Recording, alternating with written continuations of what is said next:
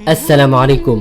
nin konton jir ahaa ayaa waxaa ka jiratay gabadhiisii oo jirtay 15 sano. waxa ayna u sheegeen dhaqaatiirtii tuuladiisa in uu geeyo mid ka mid ah isbitaalada waaweyn ee caasimadda ku yaal. alle ayuu tala saartay, waa uuna la safray gabadhiisii. waxa uuna la yaabay masaaxada isbitaalka iyo weyninkiisa. waxa uuna ahaa magaalo caafimaad oo dhammaystiran, qof kastana uu ku socdo gaarigiisa. waa ay ku dhex daaleen asi iyo gabadhiisii. waxa ayna fadhiisteen meesha lagu baakimo gaariyaasha agtooda. waxa uuna ahaa mid ilmeeya asiga oo gabadhiisa aysan dareemaynin. asagoo xaaladaasi ku jira ayaa gaari qaali ah agtiisa ku dejiyey wiil qurxoon. waxa uuna soo aaday xaggooda. waxa uuna weydiiyey wiilkii xaajadiisa. waxa uuna ag taagnaa xoogaa, kadibna waxa uu ka dalbaday kaarkiisa. waxa uuna u soo taagay odaygii kaarkii. markii uu ka qaaday kadibna waxa uu fiiriyey madaxiisa ilaa majihiisa, asaga oo wejigiisa ay ka muuqato la yaab. kadibna indhihiisa way ilmeeyeen. waxa uuna weydiiyey ninkii wiilkii, maxaa kugu dhacay wiilkaygiiyow? dhibaato miyaa ku soo gaartay? allama sababee.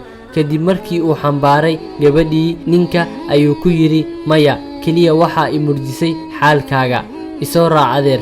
wiilkii waxa uu geliyey isbitaalka gabadhii. waxa uuna ku fariisiyey kursiga curyaamiinta. waxa uuna guda galay in uu meel kasta geeyo.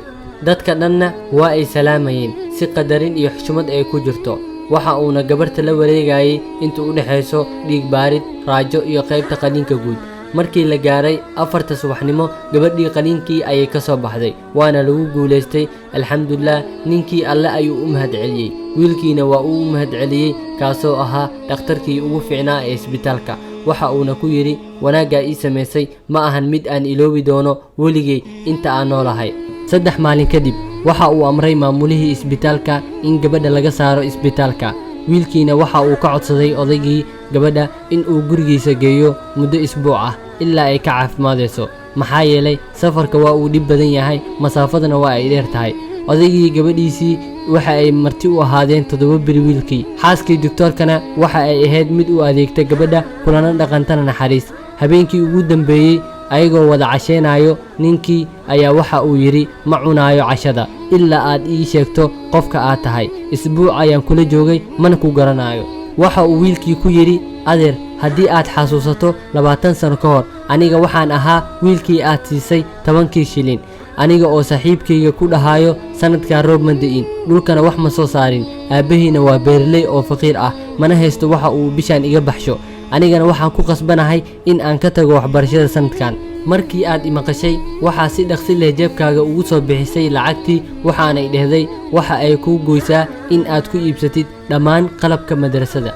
aniga waxaan ahay wiilkaas, wiilkii tuuladaadii iyo wiilkii hebel. haddii aan maalintaas isii lahayn ma noqdeen maanta saan ahay.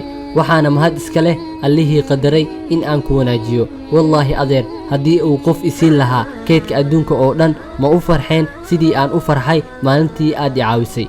ninkii waxa uu ku yidhi, waan xasuustaa waxaasoo dhan markii ay gabadhaydii xanuunsatay. alle ayaan ku baryayay acmaashaydii wanaagsaneed aan u qalis yeelay asaga ilaa aan kula kulmay adiga.